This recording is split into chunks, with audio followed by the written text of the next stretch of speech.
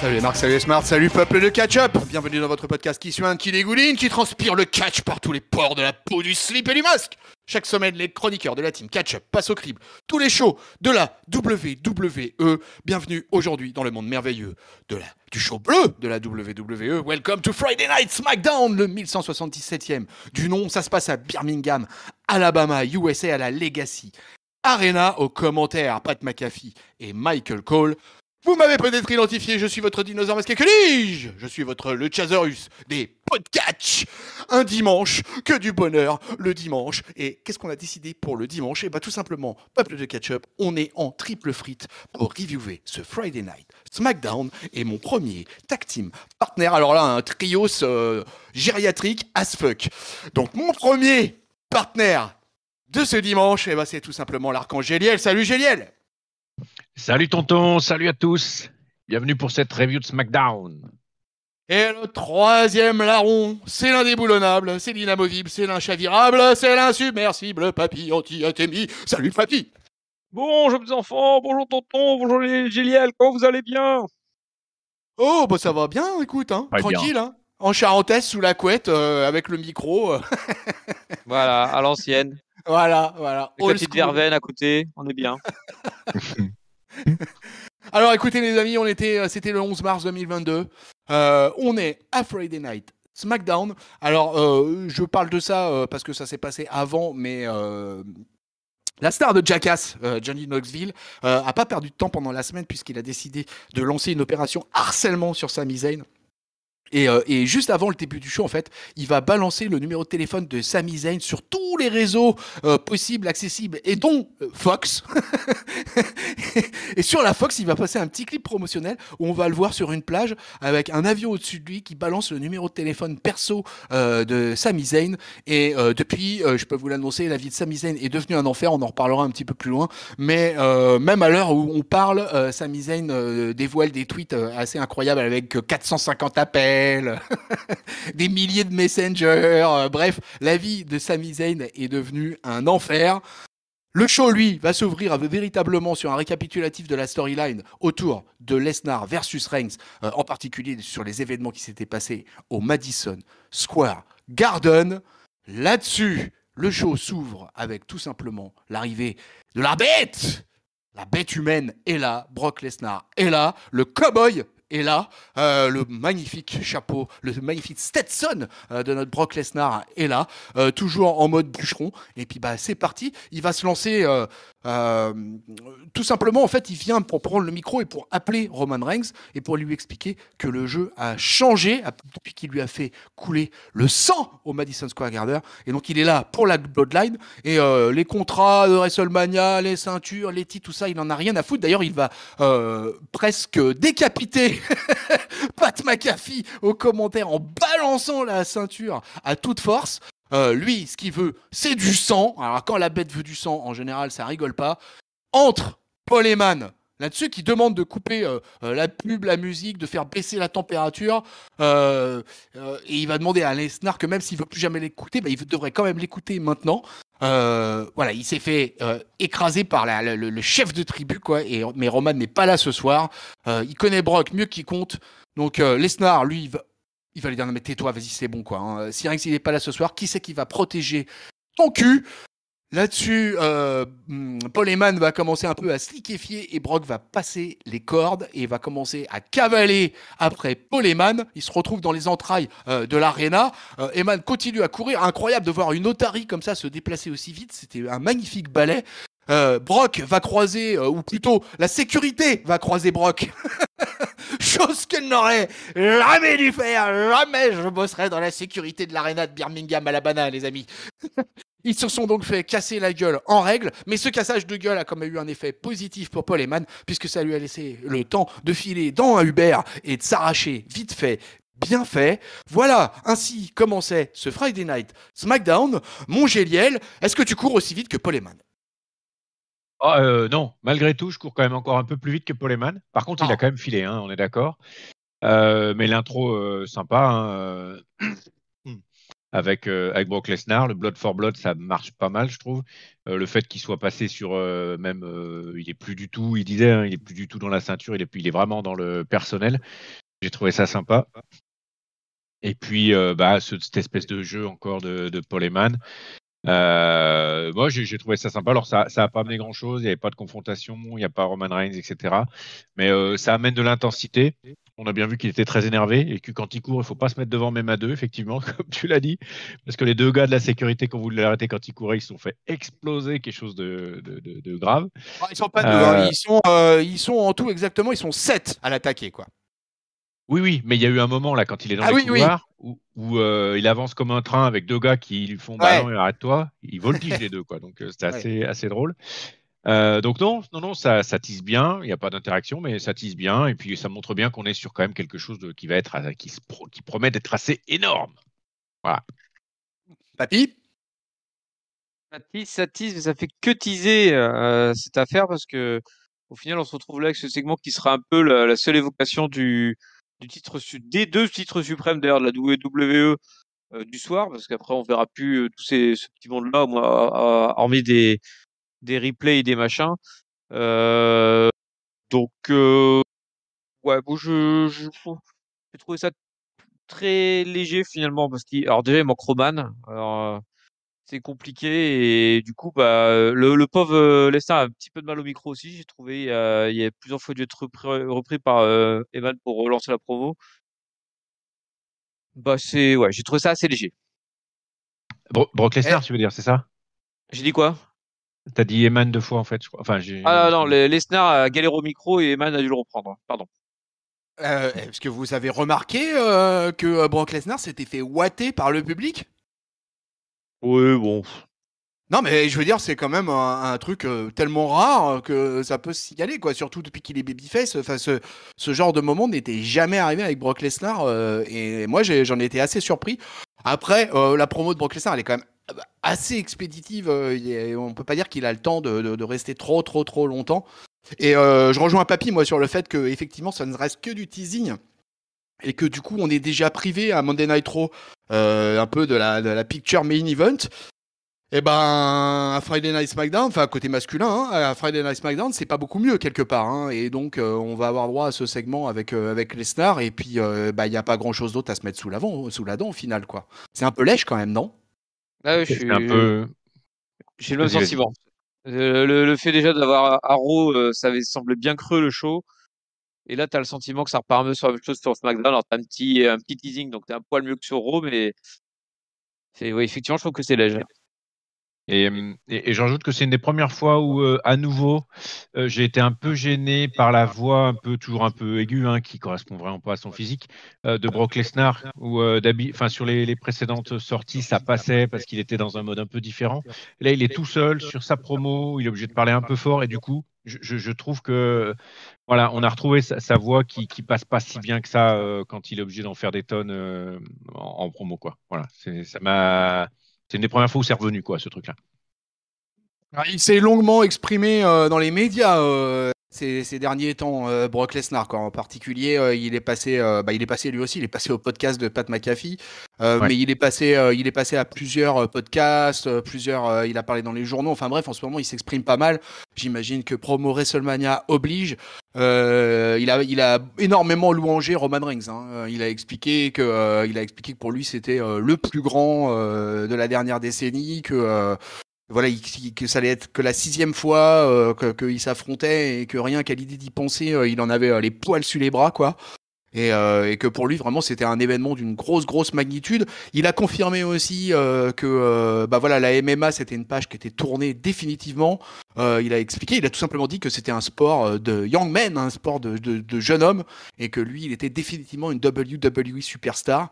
Et il a signé un contrat apparemment quand même sur quelques années encore. Donc finalement, le Brock Lesnar là, il est installé comme jamais et il bosse comme jamais, moi je trouve aussi, quoi. Donc c'est pour ça finalement ça revient sur ce petit segment là. Avec tout ce qu'il fait, finalement, ça aurait peut-être fait pas mal de temps en temps de leur donner 1 ou 2 matchs à ces gars-là. D'ici WrestleMania, on aurait bien aimé peut-être les voir un peu en action, quoi. C'est ça qui est un petit peu triste là-dedans, quoi. C'est que finalement, les deux énormes main eventers sur qui toute la fiche de WrestleMania repose, bah, on les voit que uniquement au micro, au centre du ring, de temps en temps sur un tabassage, et puis voilà. Et encore, Roman Reigns, lui, encore, est un peu plus actif à ce niveau-là, mais ça reste quand même léger, quoi. Ouais. Bon, et bah écoutez les amis, on continue, ça y est, on rentre dans le catch cette fois-ci, dans ce SmackDown, puisqu'on va avoir un match avec les New Day, Kofi Kingston et Big E qui sont là et qui vont affronter les... alors ils n'ont pas de nom d'ailleurs encore, Ridge Holland et Sheamus, alors qui sont accompagnés par un nouveau personnage, puisqu'en l'occurrence il y a un troisième British qui vient accompagner Sheamus et Ridge Holland, c'est tout simplement Butch. Alors Butch vraiment en mode anglais, voyou anglais presque du 19e siècle. Et Butch a l'air pas content du tout et il vient ringside pour supporter, on en parlera un peu plus loin de Butch, il vient ringside pour supporter Ridge Holland et Sheamus et c'est parti pour une bagarre qui va durer un petit peu moins de 9 minutes. C'est Ridge Holland et Kofi qui vont commencer tous les deux dans le ring. Alors Ridge Holland on le sent un peu plus en forme, un peu mieux là, un peu plus dans le rythme. Là il est dans un vrai tag team match donc du coup puis il a intérêt à l'être parce qu'avec le Biggie et le Biggie et le Kofi qui sont quand même des tag team spécialistes immenses. Et du coup, ça va nous donner une première partie de combat plutôt sympa. Bonne alchimie en fait entre Holland et Sheamus qui vont se passer le tag. Finalement, Sheamus et Biggie vont se retrouver l'un face à l'autre. Donc là, alors là, va se retrouver sur toute une phase avec gros powerhouse.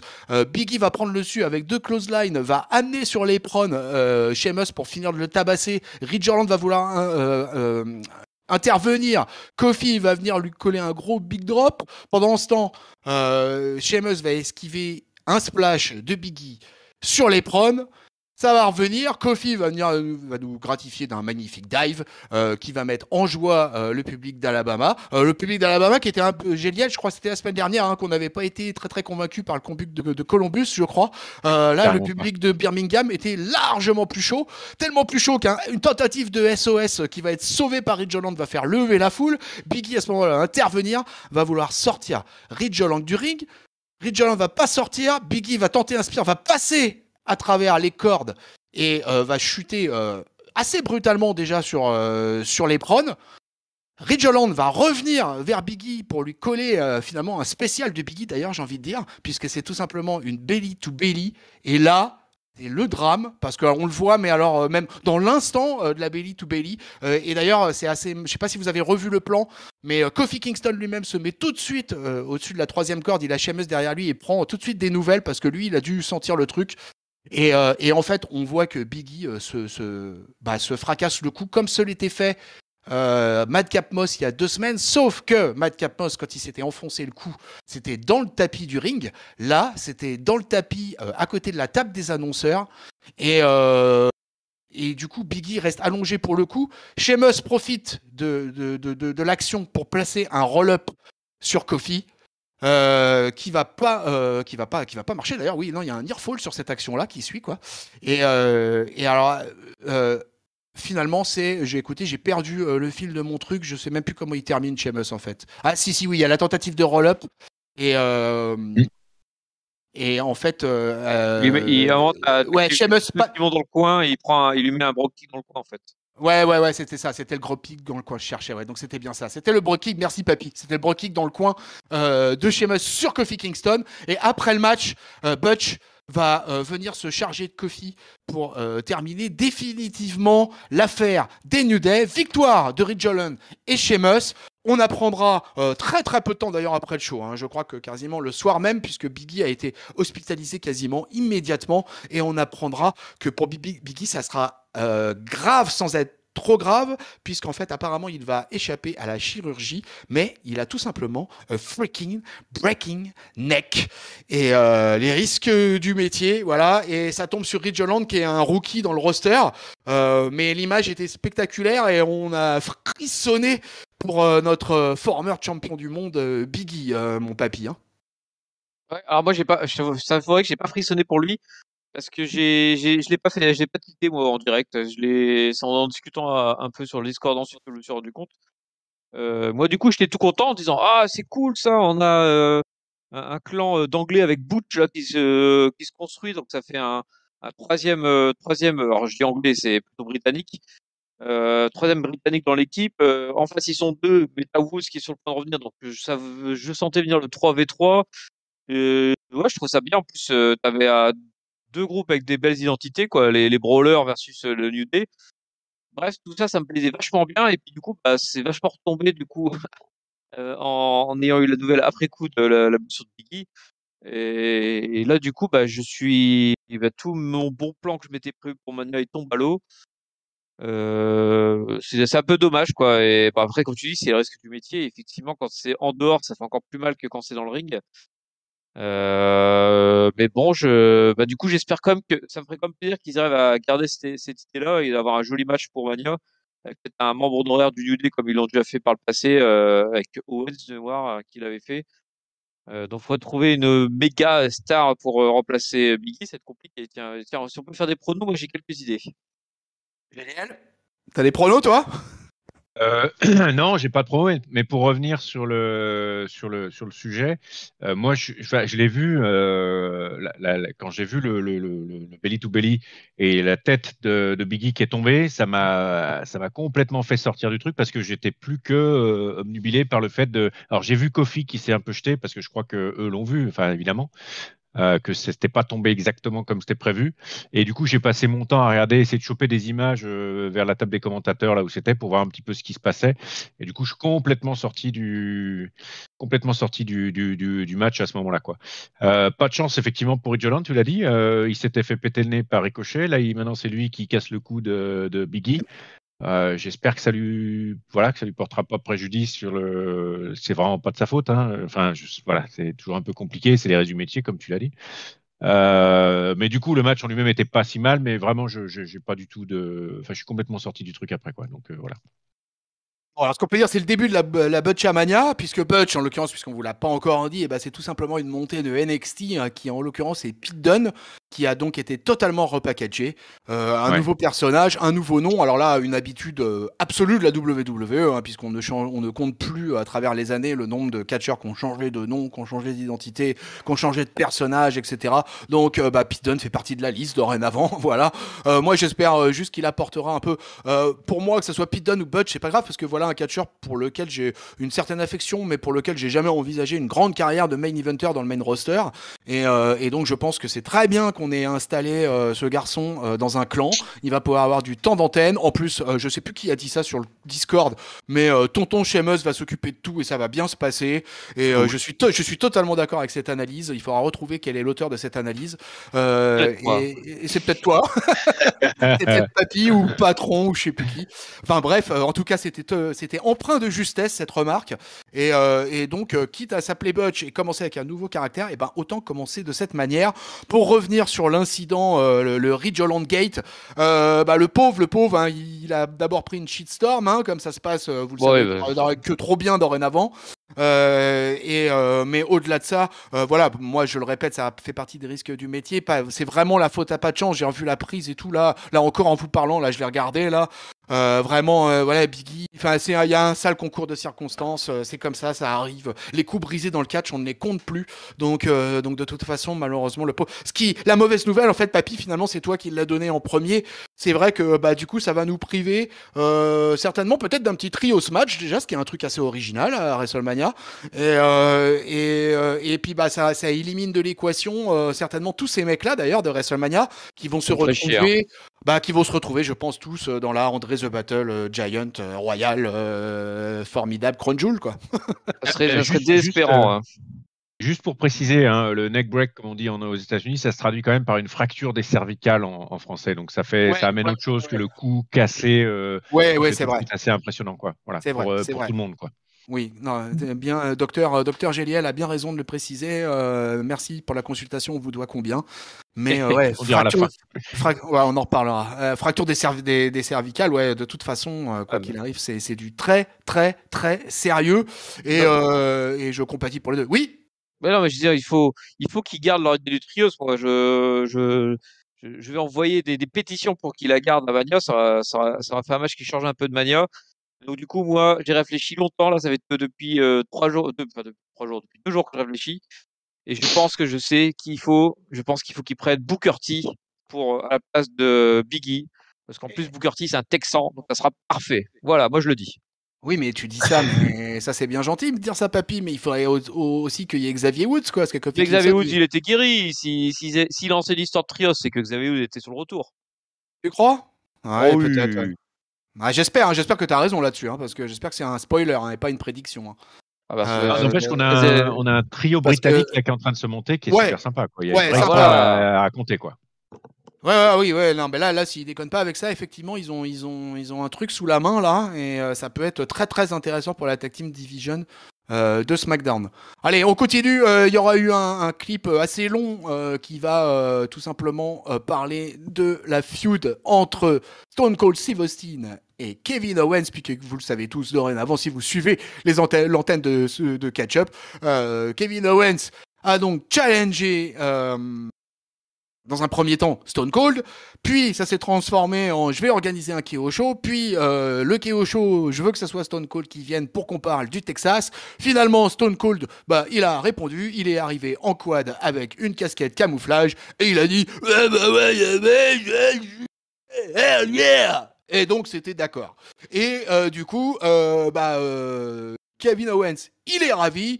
Ça va se latter. Évidemment, tous les journaux américains en ont fait leur chou gras. On a le droit à un clip avec voilà tout le buzz fait autour du retour de Stone Cold. Alors c'est pas très clair. Hein. On sait pas trop comment le Rattlesnake revient, dans quelles conditions. Est-ce qu'il vient pour une bagarre? Est-ce qu'il vient pour taper la discute? Est-ce qu'il vient pour faire du hosting et vendre la soupe au public de WrestleMania et aux téléspectateurs? On sait pas trop. Et moi, j'espère que je vais avoir deux Nostradamus avec moi parce que moi, je sais pas trop comment ils vont envisager ce segment. Hein, papy? Moi, j'ai compris que c'était un KO show habituel dans lequel qui se finira avec des stunners et puis voilà, c'est tout. D'accord. Mais pour moi, en plus, c'est comme ça qu'il a annoncé Owens. Il a dit qu'il qu'il demandait à Austin de venir dans son KO show spécial WrestleMania. Donc, j'imagine pas autre chose en fait. T'as compris ça aussi? C'est exactement ce que j'ai compris. Et en plus, c'est même pas forcément autre chose que j'ai envie de voir. Quoi, parce que, alors, il va y avoir effectivement un angle autour du stunner, ça me paraît évident. Mais est-ce que j'ai envie de voir catcher Stone Cold? Je sais pas. Je sais pas. Ouais. Alors c'est dans l'habituel. C'est quasiment un guest en fait, mais on en a déjà beaucoup. Hein. Ça va faire le 4e du coup quoi. Je crois entre Logan Paul. Qu'est-ce qu'on a? On a aussi Johnny Knoxville. On a qui d'autre? On n'a pas un 3e aussi? Ça Logan. va être le. Le Oui, 4e, de toute façon, il y a. T'as dit qui? T'as dit Knoxville. Knoxville, Logan Paul, et puis. Et puis, t'as. C'est qui nous manque? Non, c'est qu'en fait, il y avait Vince Pat McMahon. McAfee. Ah oui, voilà, et Pat McAfee. Voilà, c'est ça. Et donc, ça fait le McAfee, 4e. McAfee, c'est un petit peu particulier parce que McAfee, c'est un employé de la WWE, un mec qui a catché, c'est un commentateur. Et les rivalités avec des commentateurs, il y en a déjà eu à travers l'histoire. Donc, ça, c'est pas quelque Bien chose de sûr. très, très neuf. Ça reste un nom catcheur, quoi.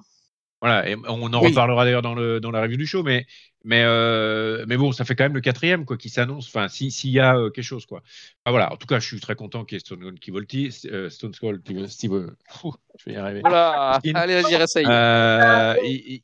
Il va y avoir effectivement une belle pop, enfin, ça va faire plaisir à tout le monde, il n'y a pas de souci, Je suis pas sûr, effectivement, d'avoir envie de le voir catcher particulièrement, quoi. Voilà. Ouais, je suis raccord avec ça. Moi, en fait, j'ai même été soulagé quasiment de savoir que Stone Cold n'allait pas catcher. Hein. Moi, je trouve que c'était une très mauvaise idée. Il a 59 ans. C'est bon. Je crois qu'on en a eu assez là avec les dernières expériences Goldberg et compagnie. Donc, j'avais pas envie de voir Stone Cold dans un match comme ça, quoi. Donc, ça me paraissait sans intérêt. Donc, j'espère juste que ça va délivrer la marchandise au niveau du micro et tout ça. On aura nos stunners, tout le monde sera content. Les annonceurs seront contents, la WWE sera contente et puis nous, ça nous fera un truc pas trop long à reviewer lors de la fameuse review de WrestleMania chaque année qui dure des plombes et des plombes. Donc, donc ça ira très bien comme ça. Allez, on va continuer hein, dans les vidéos package les gars parce qu'il y en aura eu un paquet parce que après ça, derrière, on aura un gros vidéo package sur la rivalité en cours donc entre Sami Zayn et Johnny Knoxville avec les numéros de téléphone donnés. Sami Zayn il va être interviewé aussi, hein, il va expliquer qu'il a beaucoup de choses à gérer, qu'il doit regarder les images de Johnny Knoxville qui justement fait voler la bannière avec son numéro de téléphone au-dessus de Los Angeles. Il peut pas se préparer parce qu'il a déjà reçu 10 000 SMS. Il est en train de devenir complètement névrosé. On va revoir aussi des images du combat de la semaine dernière face à Ricochet, qui, je vous le rappelle, est le nouveau champion intercontinental, et ça, c'est que du bonheur. Mais Sami, il a toujours dans les plans le titre intercontinental, puisqu'il n'hésite pas à dire que de toute façon, ce soir, il va y avoir un rematch et il va regagner ce titre pour pouvoir aller à WrestleMania avec le titre intercontinental face à Johnny Knoxville. Voilà, ça c'est tout ce qui concernait notre ami Sami Zayn. On le reverra un peu plus tard dans la soirée. On continue, on parlera globalement de Sami Zayn au moment du combat. Derrière, on a un match. Alors, on a un tag team match. Naomi et Sasha Banks qui donc affrontent Natalya et Shayna Baszler, puisque c'est nouveau. Dorénavant, Natalya et Shayna Baszler sont en équipe. Alors, me demandez pas comment, par quel miracle, mais en tout cas, c'est arrivé. Et on va avoir un combat très très rapide, hein, parce que c'est pour ça que je suis venu dessus tout de suite, parce que c'est un combat qui va durer 3 minutes, qui est là vraiment pour mettre en avant Sasha Banks et Naomi, pour choper de la pop. Hop. Je m'excuse, j'interviens. On a aussi eu la joie de voir Carmella et Zelina Vega, Queen Zelina, ringside, il me semble. Au commentaire, ouais. Oui, au commentaire, oui, excuse-moi, oui, c'est vrai, j'ai pas précisé. Ouais, c'est vrai que pendant ces 3 minutes, il y avait aussi Carmella et Zelina au commentaire. Ça ajoute à la joie générale. Alors voilà. Ouais, c'est vrai, ça nous fait baigner dans le bonheur, quoi. Donc, bon, Shayna va prendre le contrôle de 2 minutes sur les 3 minutes. Finalement, il y aura quelques tags rapides. Finalement, Sasha Banks va arriver, va placer son combo ciseaux de tête, headlock, envoie les heels au tapis. Sasha les poursuit. Et puis finalement, de retour, il y a Natalya va se faire fouetter quand même un petit peu par Zelina Vega. C'est à la mode chez les filles ces derniers temps. Va se faire fouetter par Zelina Vega. Et finalement, Naomi et Sasha Banks vont passer leur code breaker sur Natalya. 1, 2, 3. Victoire des femmes. C'est booké, c'est déjà enchaîné de toute façon, hein, puisque je pense que là, on aura un Sasha Banks Naomi versus les championnes. Et je vois peut-être une 3e équipe à la rigueur être bookée C'est d'ici sûr, il y a la une 3e WrestleMania. Ah, c'est sûr. Ah oui, il y aura aussi Liv Morgan et Rhea Ripley. Ah mais oui, t'as raison, j'avais oublié les nanas de Raw. Ah mais oui, c'est vrai, on est en interbrand avec la tag team féminine. Alors, mais oui, j'avais carrément... Bah tiens, papy, puisque tu veux en parler, à toi. Ta gueule, vas-y. Voilà. Merde, j'aurais pas dû l'ouvrir. C'était déjà mon flop en fait de Raw, la tag team féminine. Et puis ce sera pas loin d'être le cas aussi ce soir. C'est assez mauvais. Ça n'a pas trop d'intérêt. Je suis déjà à bout d'idées de quoi dire tellement ça m'a pas intéressé du tout. C'est ça sera pas terrible, hein. On n'a pas envie de voir ça à Mania et puis on va se continuer quoi. Je sais pas quoi dire d'autre. C'est pour ça que je l'ai mis tout de suite ce segment, parce que comme ça je me suis dit ça sera évacué, hein, génial. Fais-moi le tag, papy. Vas-y, là, j'en veux plus là, je suis à bout de souffle. Il a les mains qui glissent, fais gaffe. Catastrophe. Voilà, moi c'est le truc, c'est horrible, insupportable, complètement inutile. Hein, franchement, ça raconte rien. Enfin, Natalya avec Shayna Baszler, il se passe rien. J'ai de la peine pour Naomi et puis Sasha Banks qui peuvent faire des choses, mais en face il y a vraiment rien. La présence sur le bord là de l'insupportable Carmella avec Zelina Vega. Enfin, je comprends pas. Ça n'apporte rien, ça ne sert à rien, ça prend du temps, ça m'énerve. Je veux pas voir. En plus, une remarque très intéressante du millénial Gaël qui était avec moi et qui j'ai regardé le show, qui m'a dit que quand même quelqu'un qui faisait sa taille alors qu'il a 12 ans pour faire du catch, donc Zelina Vega fait 1m50, 1m55 je crois, donc comme lui, c'était quand même très peu crédible. Il me disait, j'ai trouvé ça pas déconnant. Voilà. D'accord. Je le suis. Surtout en tant que reine du ring princesse, je sais plus c'est quoi son titre là, Queen of the Ring, et qui en plus Queen Zelina qui en plus est totalement toute seule en plus. Voilà, elle est Queen et toute seule, elle fait son 1m50 et personne va l'emmerder. C'est peut-être les privilèges de la reine, ça. Ouais, Non. ouais. Ouais, tu non, veux. bon. Dans le Bon, catch, hein, on n'est pas dans. Bref. bon, ok, bon, les vieux sont pas convaincus, les jeunes non plus, donc bref, c'est Non plus. tombé à plat. Allez. Du coup, on n'en parle plus.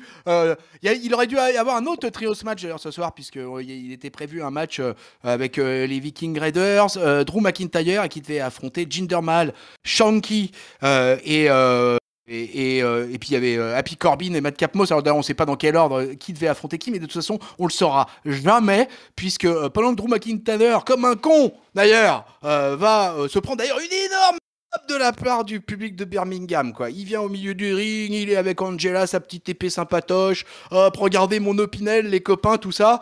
Et hop, il attend l'arrivée de ses collègues, qui sont en l'occurrence les Viking Raiders. Mais les Viking Raiders ne viendront jamais, car ils se feront attaquer backstage par toute la bande de Hill. Ils se font tabasser joyeusement. Alors Drew, je sais pas si vous avez remarqué, les gars, mais Drew, il va aider les potes, mais en marchant, quoi.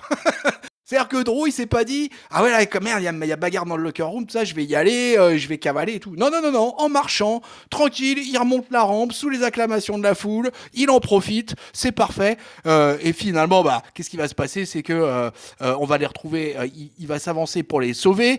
Jinder et Mahal et Shanky vont sortir pour l'arrêter sur le stage. Happy Corbin et Madcap Moss vont rejoindre la mêlée. Bagarre générale, écrase McIntyre, le projette dans le poteau, mais finalement, Drew va parvenir à les repousser et il va casser la gueule à absolument tout le monde. Il va finalement porter un Michinoku Driver sur Shanky pendant que Corbin s'enfuit.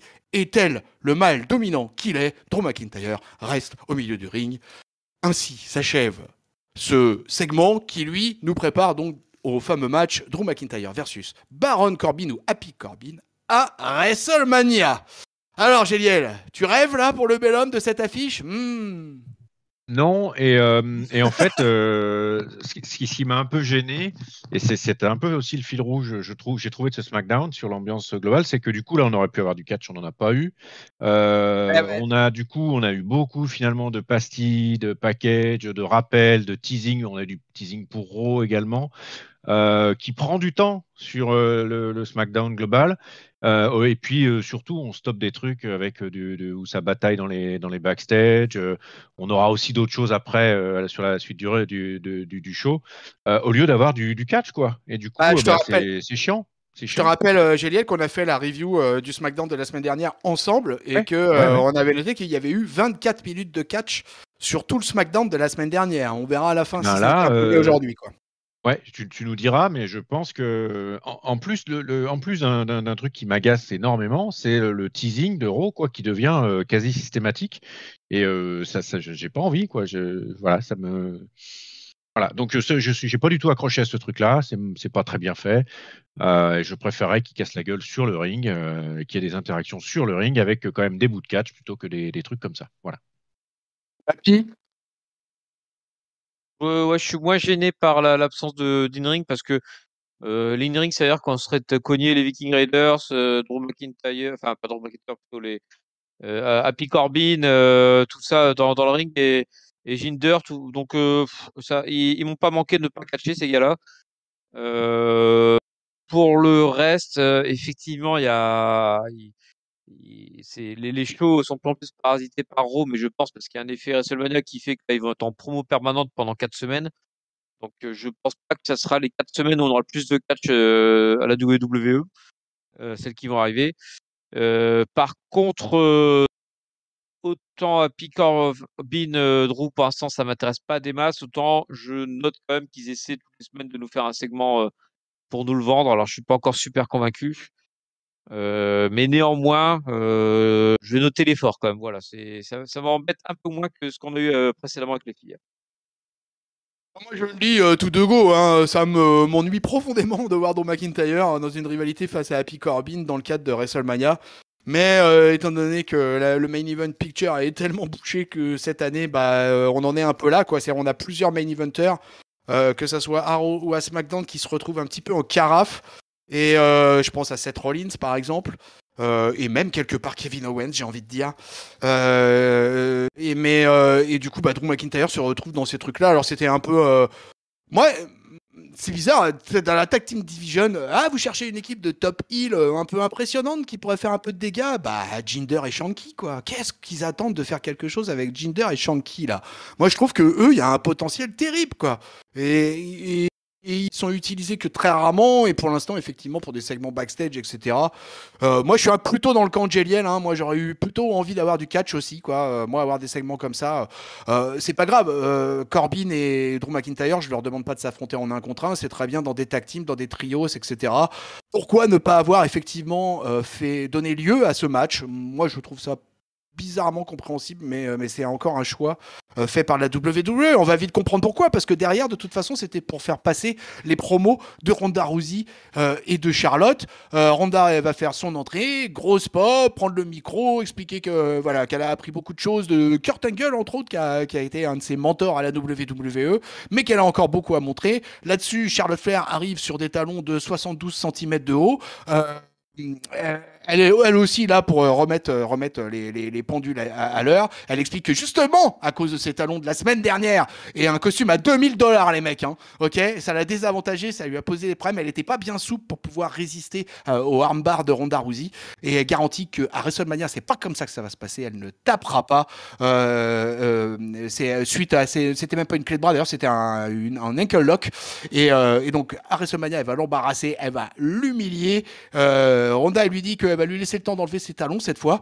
Donc Flair, elle va dans le coin un peu comme si elle allait les enlever. Finalement, elle quitte le ring. Et puis voilà. Et puis finalement, elles seront pas elle lui dit qu'elle va se retrouver. Oui, c'est ça. Ronda, elle lui dit qu'elle va continuer à aller de l'avant, qu'elle peut s'en aller, mais qu'elle va pas s'en aller elle va pas être en mesure de s'en aller bien loin jusqu'à WrestleMania parce que d'ici là, elle l'aura attrapée et qu'elle va la taper très très très très très très très très fort. Wouh! Le segment, mesdames et messieurs, consacré à la championne de SmackDown face à sa challengeuse. Alors pareil, on disait qu'on n'avait pas de match dans le main event masculin à se mettre sous la dent. On a de toute façon pas beaucoup plus de matchs à se mettre dans le main event féminin également. N'est-ce pas, Géliel? Pareil, bah oui, oui. Et encore, t'as pas complètement fini le truc. Enfin, on verra peut-être après, je crois. Je vais lire par la fin, Euh, ouais. Ouais. Oui, donc pas de catch, hein. Alors c'était assez rigolo. Moi, ce qui m'a surtout fait beaucoup marrer, c'est quand même, enfin, c'est purement extra catchesque, hein, mais quand on voit arriver Charlotte Flair sur ses talons avec sa robe, alors avec sa robe, sa mini, ultra mini jupe, etc., etc. La pauvre Ronda Rousey qui est pas, de mon point de vue, on en avait parlé la semaine dernière aussi, pas complètement in shape. Ah, il y a quand même un petit décalage, hein, parce que l'autre, c'est quand même enfin, Charlotte, c'est quand même quelque chose. Physiquement, elle est grande, extrêmement sculpturale, puis elle sait s'habiller comme il faut. Ronda Rousey avec son petit pull blanc qui dépassait un peu sur le devant, là, un petit peu. C'était autre chose, quoi. Mais en tout cas, j'aurais aimé effectivement un peu plus de catch, du vrai catch. Bon, voilà. Ça tease que ça s'énerve et qu'elles sont pas contentes. Donc, quand elles se retrouveront sur le ring, elles seront effectivement pas contentes. Voilà. Mais on n'en voit pas beaucoup plus, quoi. Donc, un peu déçu.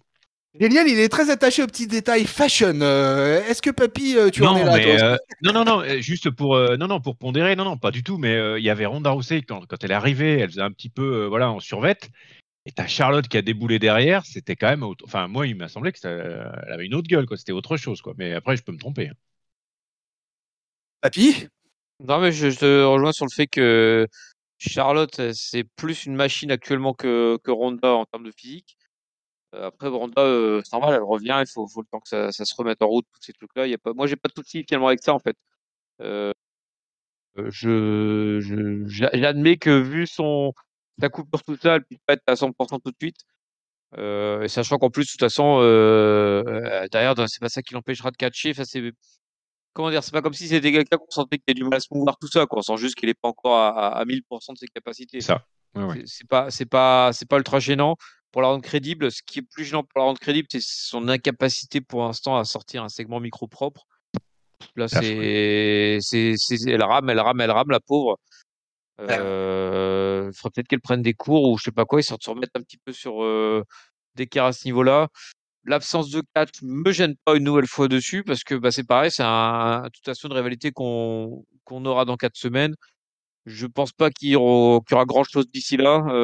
Ils ont pas, enfin tu vois, C'est pas comme si Charlotte avait un autre challenger pour l'occuper, quoi que ce soit. Là, c'est clair, c'est de toute façon le match il aura lieu en 3 semaines. Vous précipitez pas, ça se passera comme ça. Et donc du coup, ça me gêne pas plus que ça. Moi, je suis plus gêné par la difficulté finalement de Ronda de s'imposer au micro et aussi finalement on parlait du fait que c'est ça, c'est aussi le titre suprême féminin finalement celui-là, c'est l'équivalent masculin.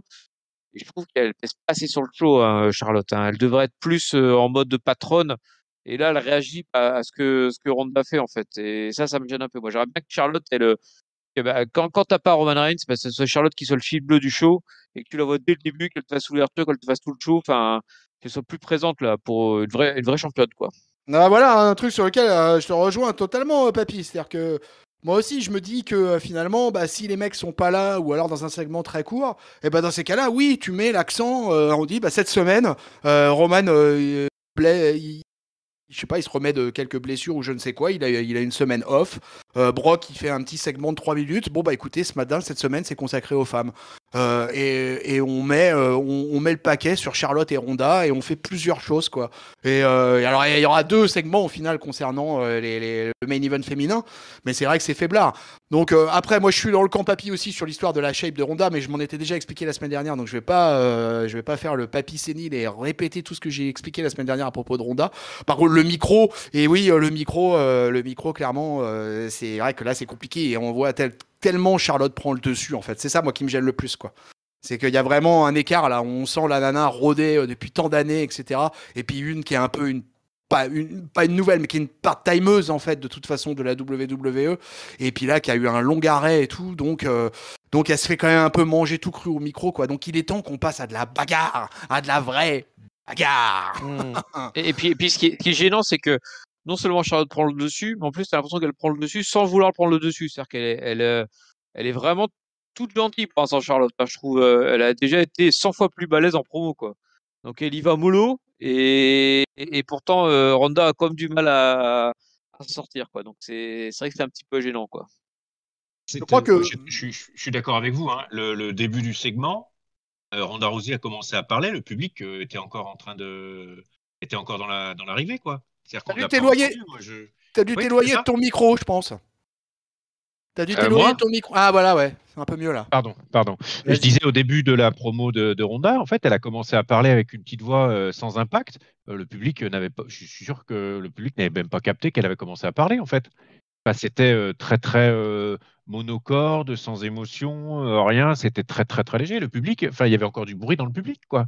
Elle fait Ils sa ont trouvé ça, et pas, récitation. pas de réaction de ce qu'elle disait. Hein. Exactement. Elle récitait son truc, quoi. Aucune C'est pour ça. émotion, rien. C'était très mauvais, hein, très très mauvais. Hein. C'est pour ça, je crois qu'ils ont mal joué le coup là-dessus. Je pense que pour construire une Ronda forte, en fait, il aurait fallu continuer. Tu vois, j'avais trouvé que c'était bien lancé avec l'histoire quand elle était arrivée en judokate et tout ça. Et il fallait continuer à appuyer sur ce truc-là, quoi, sur ce point-là, quoi. Il fallait redonner une aura de bestiace à Ronda Rousey, de combattante qu'elle est. Et quitte à lui faire des squash toutes les semaines jusqu'à WrestleMania, moi, ça m'aurait pas posé de problème. Je préfère voir Ronda démolir des nanas en 2 minutes tous les vendredis plutôt que la voir faire des promos comme celle qu'on vient de voir ce vendredi soir. Donc écoute, voilà, je sais pas. Après, c'est le parti de la WWE. Hein. Ils veulent utiliser leur star absolument. Je sais pas comment ils font. Je sais pas. Moi, ça me laisse assez perplexe à ce genre de truc, mais c'est comme ça, quoi. Bon les gars, on retourne, on va quitter les filles cette fois définitivement et on va retourner à la Tag Team Division masculine puisque ce soir on a un match. Alors on revoit des images, on nous remontre l'attaque des Usos envers Shinsuke Nakamura et Rick Books de la semaine dernière. Alors le match de ce soir, il est important puisque si Rick Books et Shinsuke Nakamura gagnent, ils auront une opportunité pour le titre Tag Team de SmackDown WrestleMania, littéralement.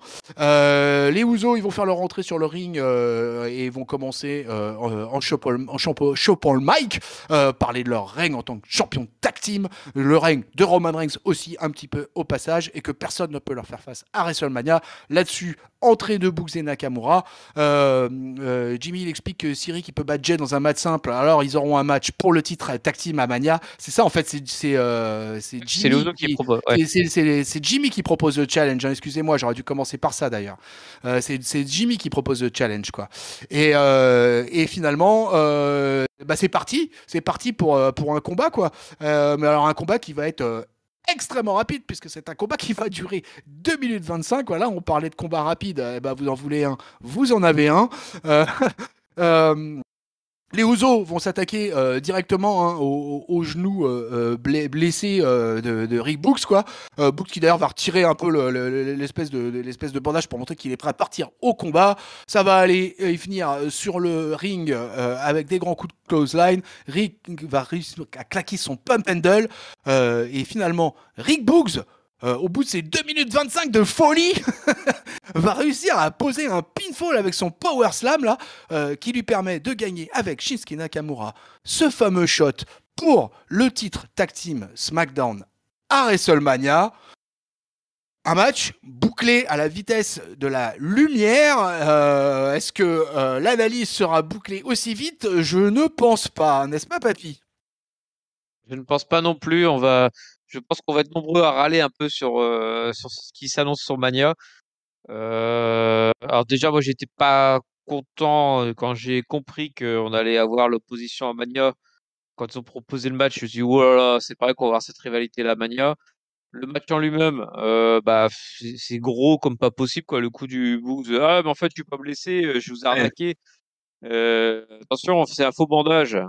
Ah, c'était hyper gros et en plus, c'est gros et je suis pas sûr que ça emmène beaucoup de gens avec parce que si c'est encore un face populaire, Boogs, pourquoi pas, mais alors certes, il a sa petite popularité avec son entrée, mais à part ça, dans le ring, il est pas encore super over, quoi. Alors, il fait tout pour être over, hein. Il fait des espèces de, je te soulève et je te fais des montées de Jey Uso à la force des bras. Mais sinon, ouais, je trouve que ça fait vraiment pas affiche de Mania, quoi. Boogs et Nakamura contre les Usos, ça fait vraiment très beau. Moi, c'est une affiche qui sent le pré-show, je sais pas pourquoi. Mais ça donne pas trop envie. Nakamura, on pensait en être débarrassé pour la ceinture intercontinentale. Boum, il débarque directement pour les sessions tag team. C'est vraiment une saloperie, c'est une sale bête, ce truc-là. On n'arrive pas à s'en débarrasser. Et puis voilà, puis sinon, petite pensée pour l'ex-main event de Jey Uso qui se fait maintenant rouler dessus par Rick Boogs. Voilà, hein. C'est chapeau l'artiste. Génial. Ouais, je partage l'analyse. Hein. J'ai pas envie de voir ça en fait, moi. Donc ça me dit rien. En plus, on a une bloodline qui d'habitude est normalement 3 divisions au-dessus de tout ça. Ça m'embête aussi de voir les Usos là-dedans, même s'il faut qu'ils. Enfin, je suis souvent aussi, comment dire. J'ai souvent été remonté sur le fait que les Usos ils gagnaient peut-être un peu trop facilement, mais qu'on ne leur oppose pas du Boogs et Nakamura ou du Boogs, des choses comme ça. Ça m'intéresse absolument pas, quoi. Donc je suis pas content parce qu'ils sont en train de nous servir là côté WWE. Voilà. Reste à savoir s'il y aura une stipulation dans ce match-là, parce qu'en plus, si ça reste un match tag team simple, ça sera vraiment d'une pauvreté insigne. Moi, je suis en team Papy Géliel, hein, de toute façon, parce que pareil, je suis largement déçu. J'ai beaucoup de mal à comprendre, quoi. C'est-à-dire que là, on parle quand même dans le même show. Il y avait les équipes de Happy Corbin, Madcap Moss, les Viking Raiders, Jinder et Shanky, les Usos, les New Day, Ridge et Sheamus. Bref, je crois que j'en ai encore oublié une là déjà, et les Lotarios. On a 8 équipes potentielles à SmackDown. Et on va se retrouver avec un pauvre match en 1 contre 1. Alors que moi, j'espérais que au moins, ça allait être un des trucs sympas sur la tag team à SmackDown, c'est qu'on allait avoir droit à un multiplayer baby. Et pas du tout. Ça a l'air d'être vraiment lancé dans un contre 1 parce que j'ai même vu sur l'affiche, ils étaient déjà collés là sur les réseaux sociaux là. Et vraiment grosse déception, quoi. J'espérais un multi-match ou un ladder match. Moi j'aime tellement les ladder match. De toute façon, je collerais des ladder match partout, mais pour l'intercontinental ou le tag team.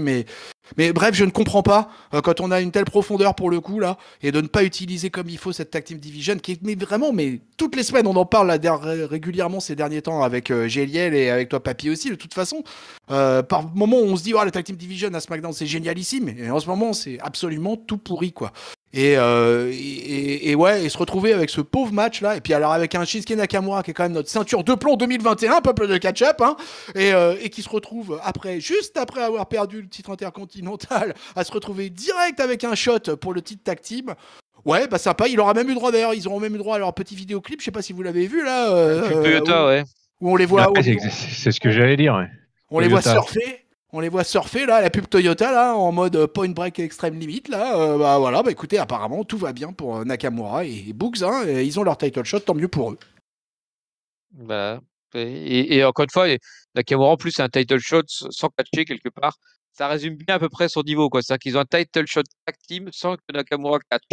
Voilà, ça résume un peu. Je trouve que c'est la quintessence du niveau catchesque de Nakamura. Ouais, c'est un peu ça, ouais, c'est un peu ça. Ouais, c'est un peu triste, hein, ça, hein, quand même, hein, par moment. Un peu agaçant, en fait, avec le temps, là, parce qu'on a l'impression qu'on en parle depuis tellement de mois et de mois et de mois. Et là, du coup, bah, ça continue, quoi. Ils aiment bien appuyer là où ça fait mal à la WWE. Allez, on continue. On aura encore un package sur Raw. On aura un autre package entre Brock et Roman sur la confrontation qui va avoir lieu la semaine prochaine. Finalement, on aura un petit conciliabule entre Michael Cole et Pat McAfee. Et là-dessus, il y a Austin Theory qui va faire son entrée pour rejoindre les commentaires. Mais ça va absolument pas bien se passer parce que bah, ça va finir en bagarre avec Pat McAfee, parce que voilà, ils sont prévus l'un face à l'autre suite au fait du prince, hein, puisque c'est Vince McMahon qui a donné un match à Pat McAfee à WrestleMania. Donc et finalement, Austin Theory s'est pas privé de venir provoquer Pat McAfee aux commentaires, et c'est parti en cahuète, tellement en cahuète que d'ailleurs Pat McAfee va grave le fracasser, le Austin Theory. Hein. Je sais pas ce que ça va donner à WrestleMania, mais en tout cas, cette rivalité, pareil, encore une qui est gravée dans le marbre, mon Géliel.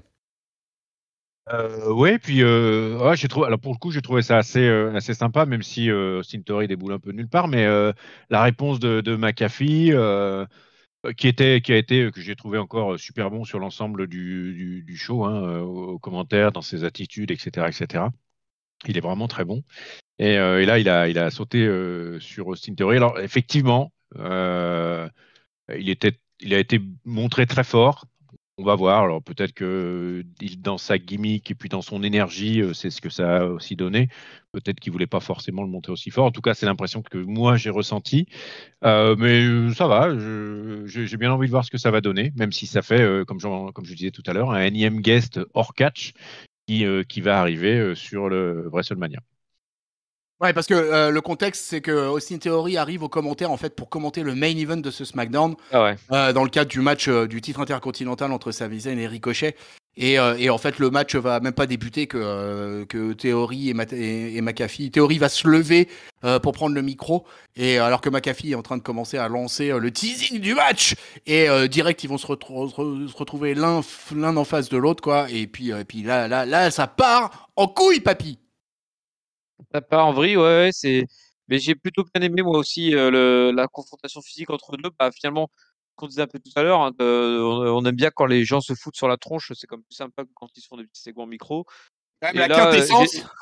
et voilà, tout à fait. Et j'ai trouvé aussi intelligent la manière dont ça a été amené. C'est-à-dire qu'on a d'abord les entrées de Zayn et Ricochet pour faire leur match. Et au moment où le match va démarrer, hop, c'est là où tu as Théorie qui arrive et là, tu as tout le monde qui, du coup, est focalisé sur lui parce que bah, tu te dis, bah, qu'est-ce qu'il vient faire là pendant le match, tout ça. Il se met à côté. Et le match est sur le point de démarrer parce qu'ils font annonce, ça va être un match pour le titre intercontinental, etc. Puis c'est là où juste en que ça démarre, c'est là où il fouille comment ça démarre, mais il fout une baffe à McAfee Ouais. encore une fois. Et puis c'est là que le brawl part derrière, mais du coup, tu es toujours focus à mort dedans parce que tu étais en mode où on a un match intercontinental qui a démarré, donc tu étais déjà super concentré. Ce truc-là qui démarre, donc du coup, tu es à fond dedans. Et j'ai trouvé que la petite.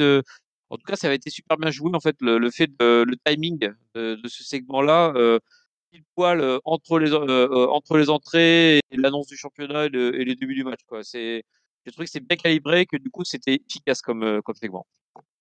Et Ouais, puis ouais, ils ont réussi par l'énergie à prendre le focus de tout le monde direct, hein. C'était pas mal, vraiment bien. et Pat McAfee met des gros coups de coude, hein, à Theory, et j'ai réalisé aussi que Pat McAfee est un peu plus grand que Austin Theory, pas beaucoup plus grand, mais parce qu'en fait surtout je me rappelais plus que que Pat McAfee était assez grand, quoi. Parce que la dernière fois que je l'avais vu dans un ring, c'était face à Adam Cole. Alors toutes les visions sont faussées dans ces cas-là, puisqu'on a l'impression de regarder un match de crevettes dans une barquette d'Intermarché, mais mais c'est pas voilà. Du coup, je me rendais plus trop compte, et j'étais plutôt surpris là-dessus, donc plutôt agréablement surpris en fait, quoi. Mais par contre, je peux vous le dire, moi, en toute honnêteté, mais alors je me fous de ce match, mais alors d'une puissance. J'adore Pat McAfee. En fait, je l'adore. J'adore aux commentaires. Là, ça fait plusieurs fois que je vais écouter son podcast là. Et vraiment, je m'éclate. C'est un Américain dans le podcast. Vraiment, là, on sent vraiment l'Américain pur jus. Voilà, mec, NFL, catch, machin. Enfin, mais il y a une ambiance de fou dans son podcast et il a toujours des sacrés invités. Et vraiment, aux commentaires de SmackDown, j'adore ce mec, quoi. Depuis qu'il est à SmackDown, vraiment, c'est un kiff intégral de l'avoir à SmackDown. Souvent, pour moi, il sauve des fois. Il sauve beaucoup de segments, en fait. Mais par contre, le voir dans le ring, mais j'en ai mais rien à carrer. Les commentateurs comme ça qui se font un petit plaisir avec un match, etc. C'est arrivé plein de fois. Et moi, ça, c'est le genre de truc qui m'intéresse pas. Donc voilà une rivalité dont je me fous absolument pour WrestleMania, quoi. Il est legit comme McAfee, un peu plus legit que si ça avait été Michael Cole, quoi. Ouais, bien sûr, oui, ah, ça je suis d'accord avec toi, papy. Oui, oui, il est legit, il a déjà été dans le ring et tout ça. Non, mais je ne retire rien de tout ça, hein, mais moi, voilà, écoute, vraiment, j'ai zéro intérêt pour ce genre de confrontation, quoi. Le seul truc, c'est que j'espère que c'est Austin Theory qui en tirera du bien, et j'espère qu'il gagnera cette rivalité et que ça aidera ce jeune mec là de 23-24 ans là à monter un peu dans le main roster, tu vois. J'espère que ça lui sert de tremplin. Pour un beau step-up à ce jeune, quoi. Mais voilà, effectivement, une feud dont je me contrefous, quoi. Allez, bah écoutez, on est. It's time for the main event! Et donc, ce main event interrompu, mais qui finalement va commencer entre Ricochet, Ricky la Belle-Vie, le champion intercontinental. Putain, ce que ça me fait jouir de dire ça! Face à l'ancien champion intercontinental, Sami Zayn, et qui vont nous offrir une redite finalement du match de la semaine passée. On va avoir un match de 13 minutes. On va avoir.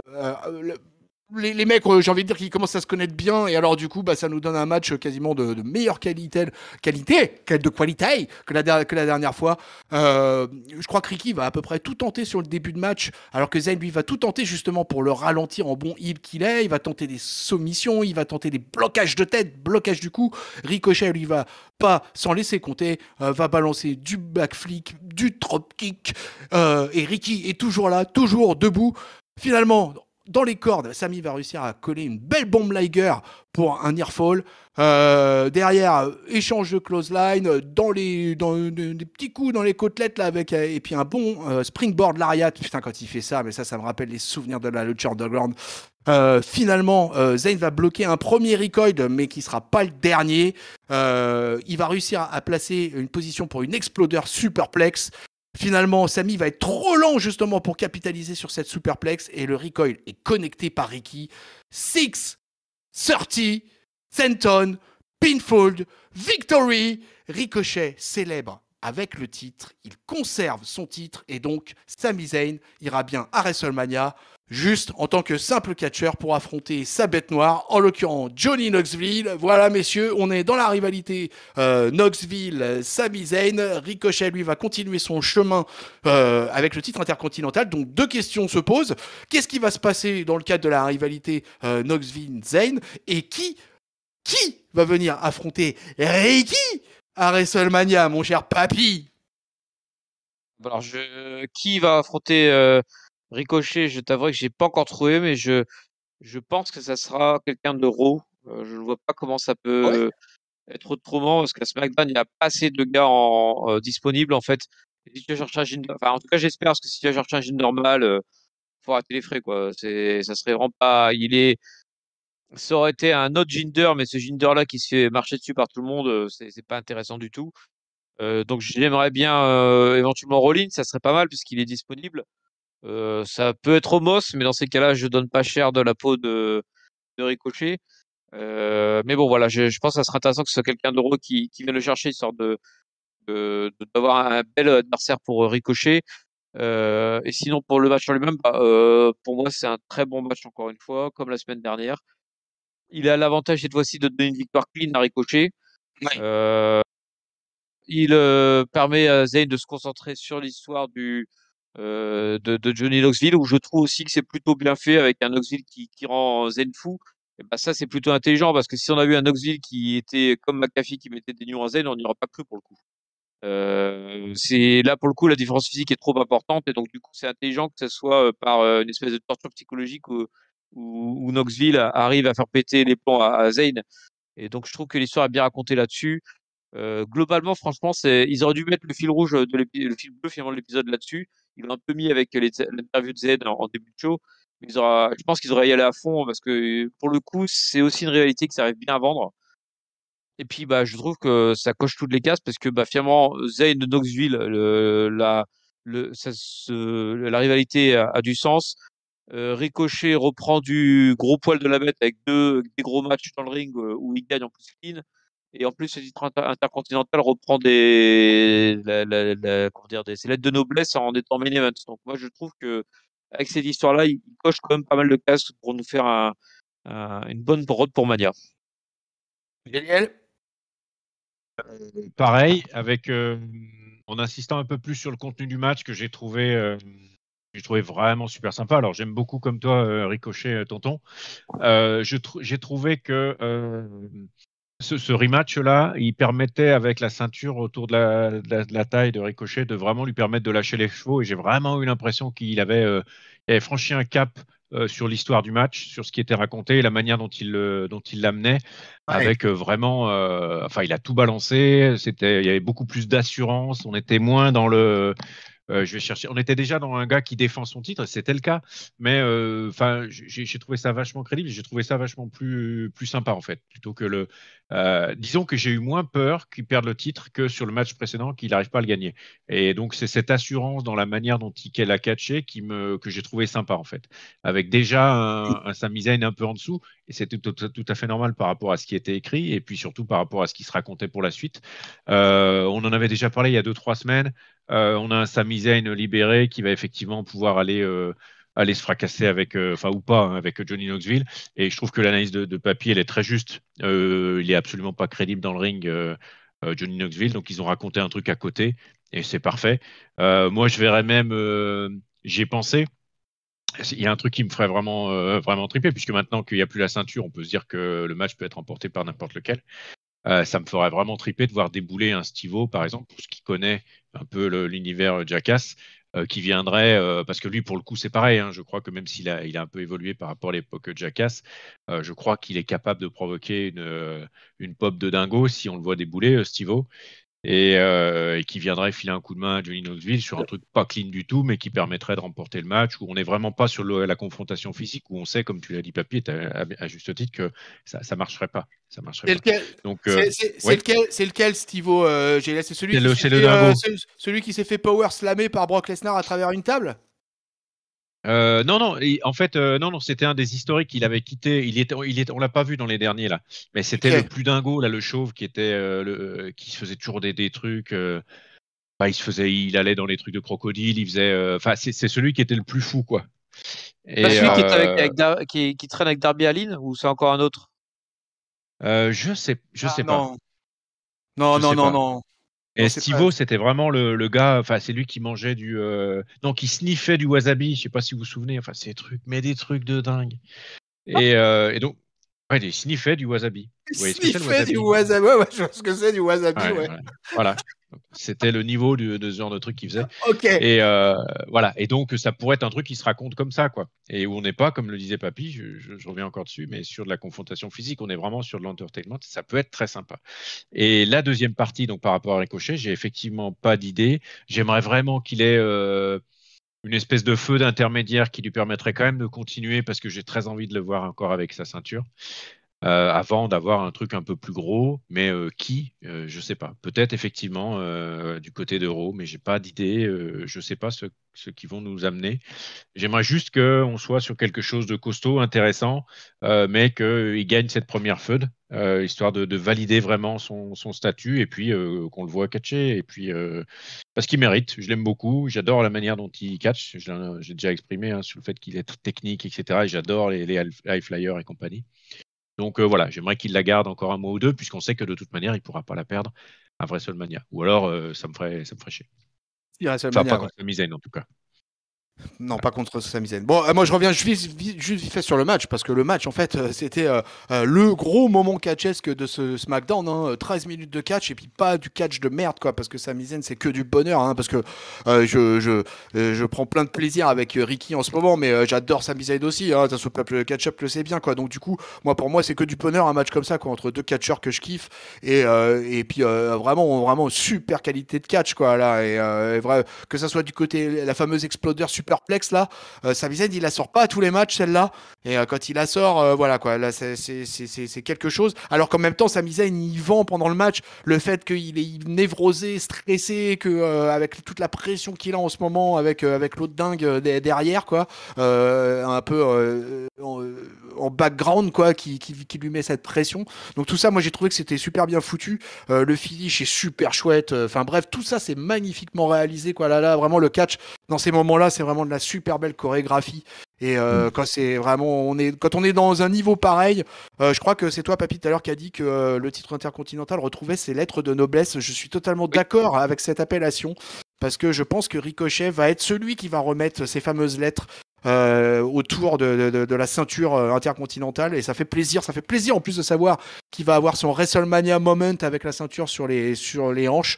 Reste à savoir qui. Alors moi je reste assez perplexe sur l'histoire, ton histoire par contre de faire venir un mec de Raw.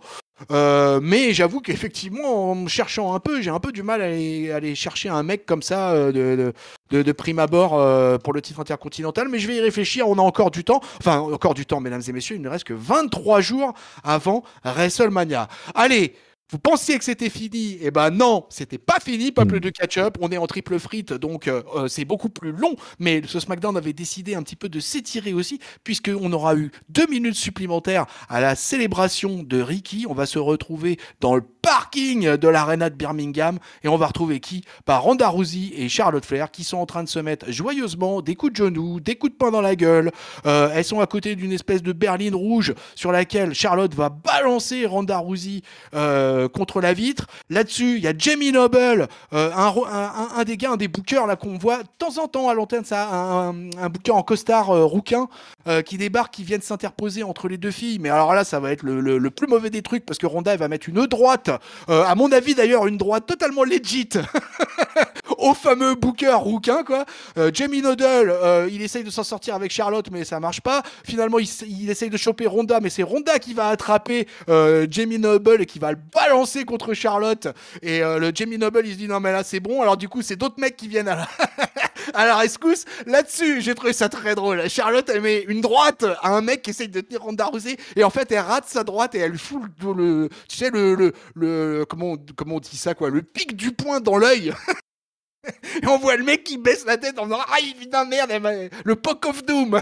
Mais le mec réussit quand même à essayer de contrôler Ronda Rousey. Ça marche plus ou moins. Elle réussit à foutre un gros coup de latte à Charlotte Flair. Le rouquin, il revient à la charge. Il essaye de les arrêter finalement. Charlotte, elle met un gros big boot au mec qui tient Ronda Rousey, qui met KO pour le compte. Ça continue à se bastonner joyeusement. Et tout ça, en fait, c'est le segment quasiment, c'était plus qu'un squash habituel de SmackDown. Ça a duré à peu près 3 minutes 40, et ça va se terminer avec Charlotte Flair qui va placer une grosse souplesse arrière sur le capot de la berline de Ronda Rousey. Charlotte, elle a son visage, j'aime quand elle a ce visage là, elle a son visage là, surexcité, là, surénervé. Elle va monter sur elle est en talons quand même. Elle monte sur le capot et sur Ronda Rousey, et elle va lui choper une accolade, un espèce de petit hommage à Rousseff, et en écartant les dents, la mâchoire de Ronda Rousey. Alors que tous les autres sont en train d'essayer de tirer, et elle va contorsionner le corps de Ronda Rousey sur la berline là, du parking. Tout ça avec tous les mecs qui au bout d'un moment sont là et lèvent les mains, fait bon ok Charlotte, ok. Donc voilà, ça y est, on a eu une belle interaction physique, une première vraie attaque, et Charlotte terminera en beauté puisqu'elle viendra placer une ultime droite à Ronda Rousey, qui est encore le cadavre sur le capot. Ronda Rousey va glisser comme une merde par terre, effondrée, et Charlotte va repartir. Alors là, pour le coup, dominatrice comme jamais. C'est le trademark, et c'est donc la fin de ce SmackDown, avec la tronche d'une Ronda Rousey toute décoiffée et une grosse agression des familles qui rappelle quelques souvenirs, mes amis, n'est-ce pas, Géliel? Oui, bah alors là, Bon, c'était sympa. Il y avait interaction, il y avait bataille, il y a eu bien, c'est monté, c'est parti fort. Effectivement, ils sont tous arrivés se prendre des droites et des bourre-pifs dans le nez par tout le monde là. C'était assez sympa, complètement inarrêtable les deux filles. Et puis donc par rapport à ce qu'on disait tout à l'heure où c'était un peu plus léger in ring, ça s'est terminé par de la bonne avoinée dans le backstage. Voilà, c'était mieux dans in-ring, c'était mieux dans le backstage, je sais pas. En tout cas, on a vu une Charlotte ultra forte qui a su se mettre un peu au niveau brawl d'une Ronda. Donc voilà, le moment était très sympa, très violent. Euh, j'ai toujours un petit problème par contre avec les mouvements de caméra qui suivent les coups de poing ou des choses comme ça. Je pense que ça pourrait être un petit peu plus calme, on verra un peu mieux ce qui se passe, sans dire d'être statique, hein, mais enfin voilà quoi. Des fois c'est un peu chiant le truc qui bouge en même temps. Voilà juste le petit point quoi. Sinon ouais, c'était très sympa qu'elle se foute sur la tronche. Papier? Voilà, la forme comme je disais, in ring ou en backstage, ça reste à voir. Mais en tout cas il y a eu de l'interaction. Papier? Ouais, il y a un petit peu plus d'interaction. C'est pas encore le top du top. Alors pour deux raisons. D'une part, parce que ça faisait un peu redite de ce qu'on avait déjà eu à l'époque, c'était 3 avec Becky avant leur match à WrestleMania, où c'était aussi une bagarre backstage avec des voitures d'ailleurs, mais c'était des voitures de police, avec tout le monde qui essayait de les séparer. Là, c'était une version un poil moins, enfin même carrément moins sympa quoi. Il y avait pas les flics déjà, ils étaient que deux, et puis il y avait moins de segments marquants, j'ai trouvé. Ce qui fait que c'est pas encore super hypant de plus, c'est que bah, c'est comme on l'a dit tout à l'heure, c'est que c'est mal vendu finalement par le reste du show et le fait qu'on ait une confrontation au micro assez pauvre quelques minutes avant fait que bah, du coup cette opposition-là, elle a pas l'attente qu'on aurait pu espérer. Tu vois, moi, j'attendais plutôt qu'elle se fracasse la tronche. D'ailleurs, quand on est passé dans le ring, et, dans le vestiaire, qu'on a vu des gens se frapper au début, je me disais mais qui ça peut être en fait. Tu vois, j'avais vraiment aucune idée. J'avais vraiment pas l'impression qu'il y ait une méga rivalité entre les deux finalement. Donc, Ah, ouais. donc voilà, après, le segment est sympa. Par contre, finalement, moi, tu vois, c'est pas un segment où je me dis, ah là, c'est vraiment la cerise sur le gâteau à ce show. J'ai trouvé même limite moins sympa que le match d'avant entre Reigns, n'importe quoi, Zayn et Ricochet. Mais bon, c'était quand même mieux que le micro, donc je vais pas non plus totalement bâcher le truc, quoi. Bah, un peu à l'image de la Tag Team Division, moi encore, c'est encore mon problème, c'est encore le placement d'un segment.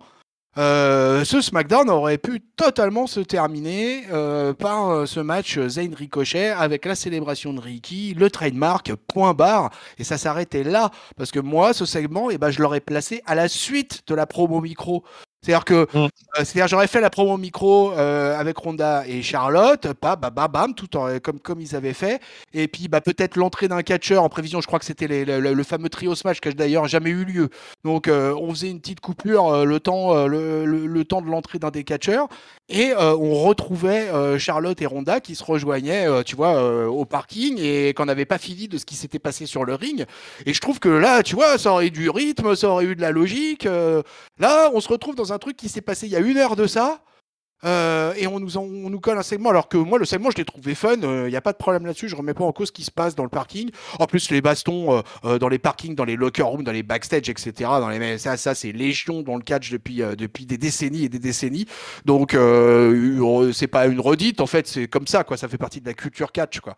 Donc, ça me pose pas de problème, quoi. Mais c'est vraiment le placement. Je ne comprends pas qu'il se soit dit, ah, il faut qu'on finisse là-dessus. Et je pense encore que c'est une histoire de mainstream. C'est-à-dire, il faut qu'on finisse Oui, bah, clairement, hein. avec Ronda, quoi.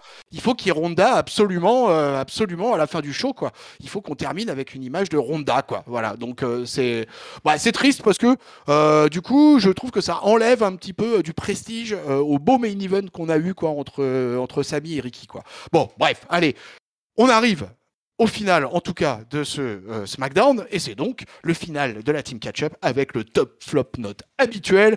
Et on va commencer par l'archange, tiens.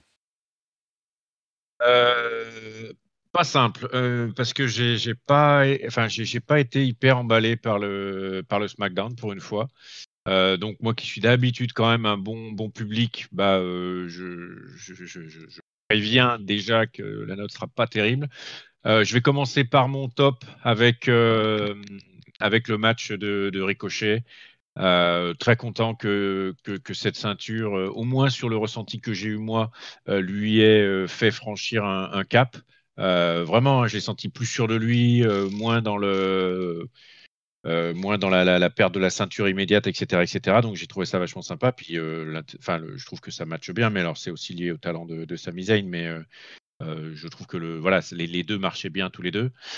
Le flop, j'en aurais vraiment pas mal, hein. Entre la partie Shanky Mal et compagnie ratée, entre la partie le tag team féminin que j'ai trouvé à chier. Euh, la promo de Ronda qui est mauvaise, quoi, tout simplement. Ouais, je vais le mettre pour Carmela, Zelina, Shayna Baszler et puis Natalia, que j'ai trouvé vraiment très très faible. J'épargne un petit peu Sacha et puis Naomi, mais vraiment histoire de dire parce que je les aime bien. Donc la partie, le segment féminin que j'ai trouvé mauvais. Voilà. Donc là, ce sera mon flop.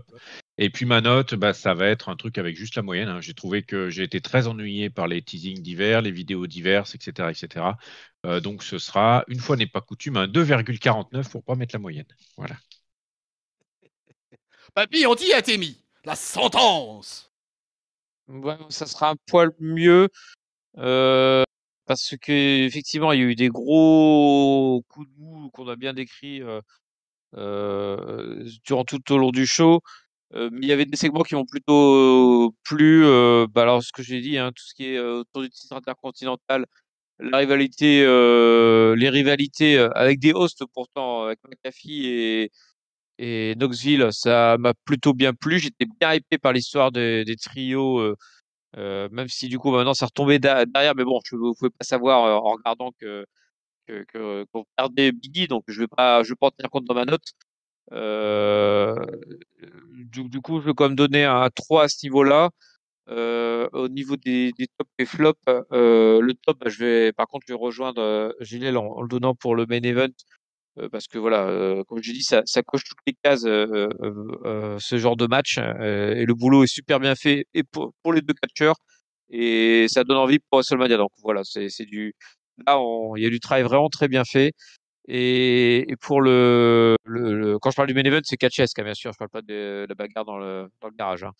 Et le flop, du coup, bah, je vais varier un peu sur ce qu'a dit Géliel en parlant plus des divisions tag team féminines et masculines, où pour le coup, là, on se retrouve avec deux matchs pour Mania qui sont pas super emballants. Et puis en plus, qu'ils n'arrivent pas à vendre pour l'instant, je trouve. Ils font pas, tu vois, quelque part, un match avec Knoxville ou avec McAfee, ça m'emballe pas sur le papier, mais il y a eu le boulot de fait pour te le vendre, en fait. Et là, bah, je trouve que non seulement l'affiche est pas emballant sur le papier, mais en plus le boulot fait pour le vendre est pas là non plus. Donc les tag teams ne sont pas au rendez-vous, et féminines et masculines, alors qu'on sait bien que les tag teams les meilleurs du monde sont à la WWE. C'est un peu triste. T'as dit combien du coup? 3. 3. Bon, écoute, ça va être un top collégial, puisque moi aussi je vais donner mon top au main event. Quel match! J'étais vraiment, je l'ai vu 2 fois et vraiment, et j'ai revu la fin là en même temps que je vous parlais. Parce que juste pour le plaisir du finish avec le recoil et le 630 de Ricochet qui est juste une tuerie absolue, quoi. Enfin, il n'y a que lui au monde qui fait ça. Voilà, vous pouvez chercher n'importe quel catcheur au monde. Il n'y a aucun catcheur au monde qui est capable de passer ce 630 centon. Ça n'existe pas. Et on a la chance de pouvoir l'avoir à la WWE toutes les semaines. Donc, Ricky, je t'aime.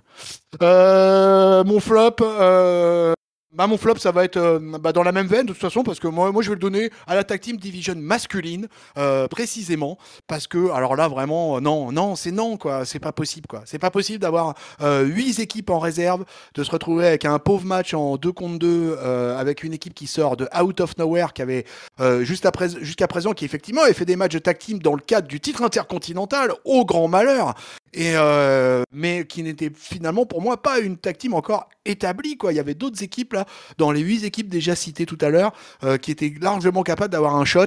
Et du coup, alors là, non, pour moi, c'est une catastrophe. C'est booké comme de la daube. Et en plus, par-dessus le marché, on nous a mis un truc de merde, puisqu'on nous a mis un match de 2 minutes 25 pour gérer cette histoire, quoi. Donc c'était vraiment pourri. C'est-à-dire que si encore on a vu de la compétition, si encore on serait sorti d'un match de 12 minutes, on aurait dit oh là là et tout. Mais là, non, non, 2 minutes 25, quoi. Donc pour moi, ça a été un gros scandale, la Tag Team Division, là. Hein. Quand je sors du feu d'artifice de la All Elite Wrestling à Revolution ou à Dynamite, c'est sûr que là, c'est difficile d'enchaîner avec une Tag Team Division aussi faible à SmackDown. Et c'est bien dommage, quoi. J'en suis bien triste. Et ma note, ça sera que la moyenne, ça sera un 2,5 parce que that's the bottom line. Et ben voilà les gars, on est arrivé au bout de cette review de ce Friday Night SmackDown du 11 mars. Alors, Peuple de Catch-Up, si vous voulez nous retrouver, c'est facile. La communauté Discord, vous pouvez retrouver le lien dans la description de la vidéo YouTube. Abonnez-vous, faites sonner la cloche.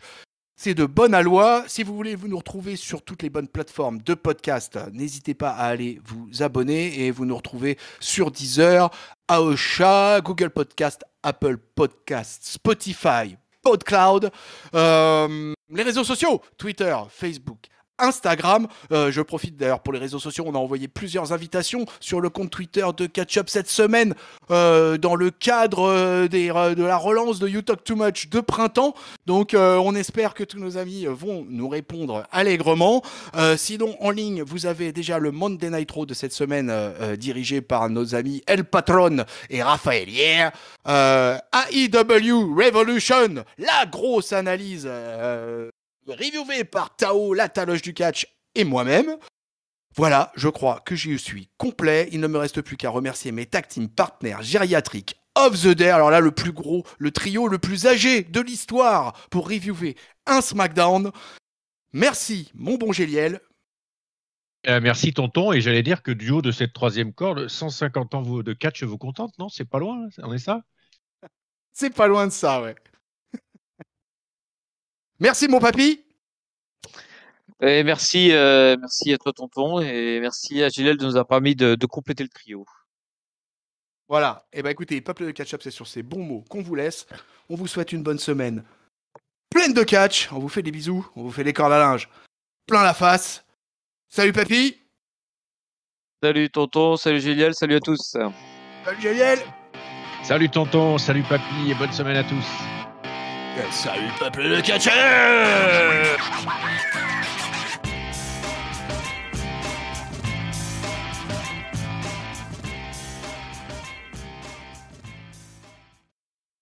Mais alors, si on peut sniffer du wasabi, on peut fumer de la graine de moutarde? Ah, je vous le mettrai, vous verrez. Vous verrez. Bon appétit, bien sûr.